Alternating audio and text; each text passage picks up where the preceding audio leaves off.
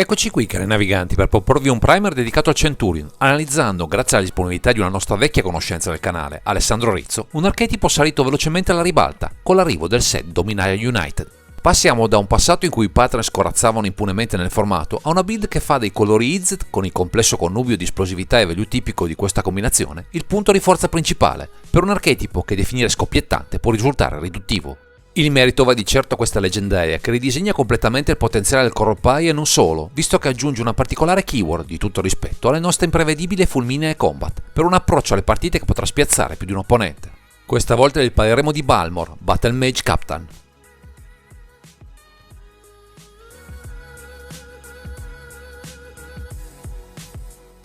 Siamo al cospetto di una carta a rarità non comune, che nella sua semplicità offre un boost alle nostre combat tanto potente quanto versatile, soprattutto se abbinato alle tante magie a basso costo che calcano le scene del suo Color Pie. Ma andiamo con ordine, descrivendo le sue caratteristiche. Con 2 mana specifici, uno blu e uno rosso, abbiamo un mago uccello con forza 1 e costituzione 3, volare, e un'unica abilità, tanto semplice quanto potente. Nella sua abilità abbiamo, ogni qualvolta lancia una magia istantanea o stregoneria, le creature che controlli prendono +1/+0 e hanno travolgere fino alla fine del turno. Avere nella zona di comando un generale dal costo di soli 2 mana, sinergico con la moltitudine di magie istantanee e stregonerie presenti nel nostro Color Pie, ci offre sulla carta un enorme potenziale, ma se a questo si va a potenziare nel nostro board, le cose si fanno ancora più interessanti. I consueti generatori di token assumono tutto un altro significato, visto che pomperemo le pedine prodotte donandogli anche travolgere, keyword estremamente utile in un formato che tende a popolare il board di paranti, sempre molto fastidiosi da superare. Un connubio di effetti che rendono questo Balmor Battle Mage Captain estremamente interessante, elevandolo da semplice capitano a vero e proprio generale di questo Color Pie,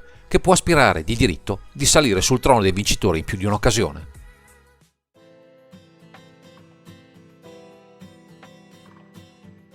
Anche se questo Balmor Battle Mage Captain ci offre un'unica abilità, il suo basso costo di cast unito all'arsenale di magie istantanee e stregonerie presenti nel suo Color Pie ci fa ben sperare di attivarne con profitto più e più volte il suo effetto. Questa combinazione di fattori ci porterà ad inserire tra i 99 i migliori generatori di token a disposizione, con Chantra, Acolyte of Flame e qualche altra creatura, Anax Arder in the Forge, Loyal Apprentice, Sergeant Pyromancer e Young Pyromancer. Prediligendo quelle che hanno in dote la keyword Haste, aggiungeremo per una maggiore versatilità e resilienza anche qualche terra, con Den of Beer e Sokezan Crucible of Defiance, così da avere, in più occasioni, un buon parco creature da gonfiare con il generale. Questo impianto verrà ulteriormente sostenuto da un paio di tech, Reckless Charge e Royal Chance, che si prestano a gonfiare le statistiche di una creatura simulando in piccolo quello che propone il comandante, mettendo sotto scacco i punti vita del nemico molto in fretta. A questi token, che per risultare incisivi hanno bisogno di tech di supporto, abbineremo carte dalle statistiche più importanti, che grazie al contesto e all'alta densità di magie presenti nel mazzo ci metteranno in luce appena toccheranno il campo di gioco: Delver Secrets,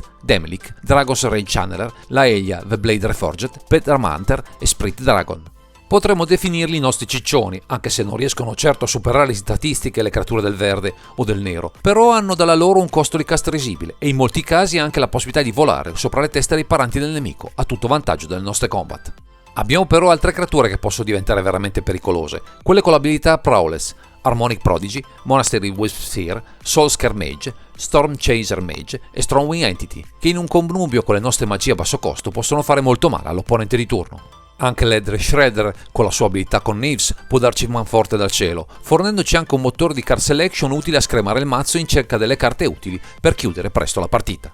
Inseriremo anche qualche creatura di supporto, Fairseer, per un effetto di scry sempre gradito, e Seagate Stormcaller, che può arrivare a copiare una magia al volo, magari per trarre maggiore value dal mana a disposizione, ma in questa build baderemo al sodo, senza disperdere troppo gli slot a disposizione. Persino sul fronte delle protezioni del nostro board e delle interazioni, che ci limiteremo a usare Siren Storm Tamer e Cavern of Soul, puntando più su singole giocate sul top deck piuttosto che alla costruzione insistente di un board troppo complicato. Di certo avremo sempre il meglio di questo Color Pie per fare value, con Dreadlord Archivist, Ragavan Nimblepifere, Robber in the Riches e Snapcaster Mage, sia dal cimitero che dalla pila, certi di arrivare alla conclusione della partita prima che l'avversario se ne possa rendere conto. Quindi un piano aggro piuttosto semplice, senza un comparto creature eccessivamente numeroso, come erroneamente si potrebbe supporre, con questo Balmor Battle Mage Captain, anzi, il vero valore soggiunto lo avremo dalle magie, vero cuore pulsante di questo archetipo.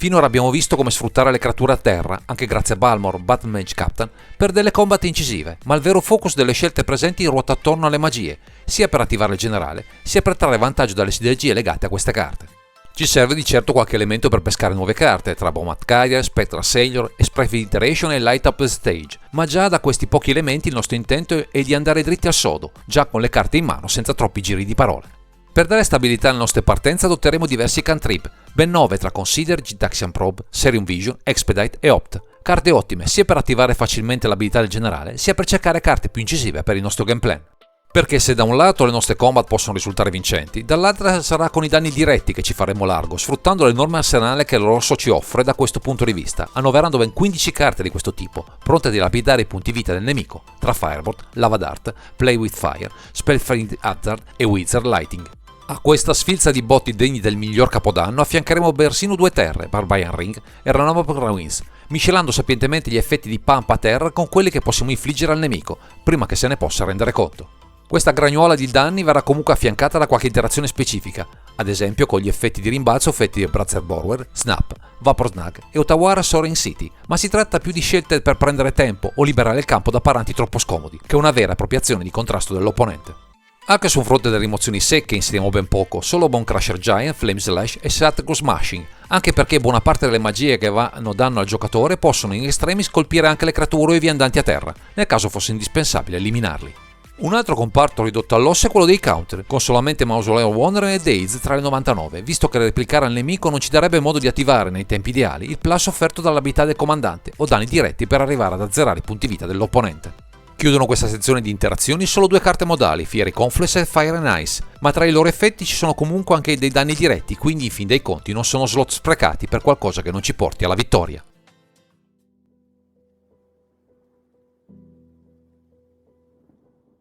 Il percorso che ha portato Alessandro Rizzo a costruire in fretta una build attorno a questo Balmor Battle Mage Captain è scaturito come naturale evoluzione di un altro comandante iconico in questo color pie, che lo ha accompagnato per molto tempo, Adelith The Cinder Wind. Questa leggendaria, forte delle sue sinergie, offriva un gameplay veloce e spumeggiante, ma soffriva della limitazione della tribe degli maghi, sì, molto presenti nel formato, ma in alcuni casi non rilevanti per le finalità della lista ipotizzata dal nostro deck builder. L'arrivo di Balmor ha migliorato di molto questo aspetto, potendo spaziare su molte creature anche dal costo di cast risibile, con l'abilità come prodezza, che riescono a spingere molto più danni in fretta per delle partenze a strappo inarrestabili. Un upgrade a quanto di buono propongono i colori Izek con questo Balmor Battle Mage Captain, che ha tutte le carte in regola per distinguersi nel meta odierno sempre più veloce e reattivo.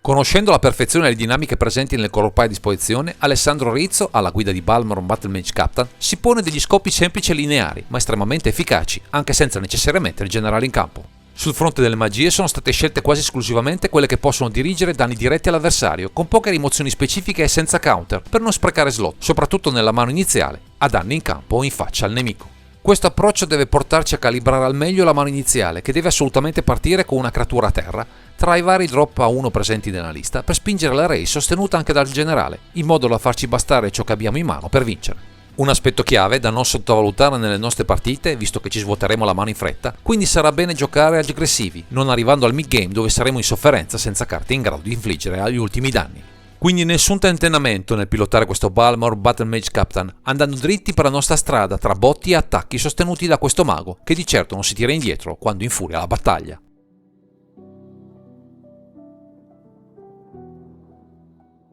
Grazie ai consigli del nostro deck builder proviamo a comprendere che questa lista basata su Balmor Battle Mage Captain si posiziona nel meta Centurion rispetto ai diversi archetipi che al momento bazzicano tra i tavoli da gioco. Verso il control deck saremo intorno a un 60-40 per noi, soprattutto se saremo noi on the play, dove potremo agevolmente imporre le nostre partenze aggressive, bruciandoli sul tempo prima che possano impostare il loro gioco. Verso il combo deck siamo in equilibrio, su un precario 50-50. Qui conterà chi sarà più rapido a costruire il proprio gioco, una gara contro il tempo in cui la mano iniziale e i suoi tutori potrebbero decretare o meno la nostra vittoria. Verso gli aggro deck anche qui siamo in vantaggio, intorno a un 60-40, dove potremo impiegare i nostri botti più versatili a frenare le loro partenze rapide, tenendoci sempre pronti a contrattaccare, visto che i nostri bittanti possono diventare degli arieti abbinati al generale e alle nostre magie.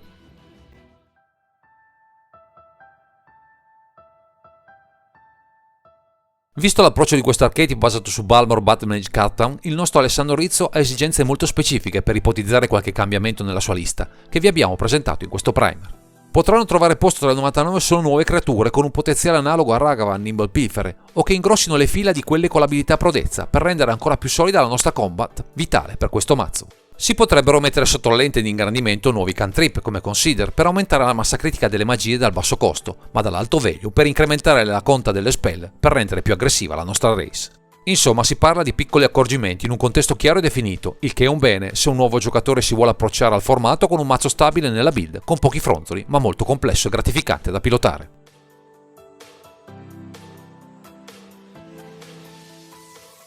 Eccoci arrivati alla conclusione di questa disamina. Ringraziamo Alessandro Rizzo per la disponibilità nell'analisi di questa leggendaria, che ha destato molto interesse nella community del formato, visti gli indubbi vantaggi che offre nella zona di comando. Se cercate una build veloce e spumeggiante, ma anche molto tecnica nella sua messa in campo, questo Balmor Battle Mage Captain potrebbe fare a caso vostro, rinverdendo i fasti dei colori Izzet in una veste ancora più aggressiva rispetto al recente passato. Per ulteriori approfondimenti o anche solo per saperne qualcosa di più su questo formato, seguite il canale su YouTube Centurion TV. Il link è presente in fondo a questo video dove troverete matchup, guida alle build e una community sempre pronta a darvi spunti e consigli. Direi che questo è tutto per questo video, grazie per averci seguito e non dimenticate di commentare, condividere e sottoscrivere il canale per ritrovarci sempre qui su Underground Sea.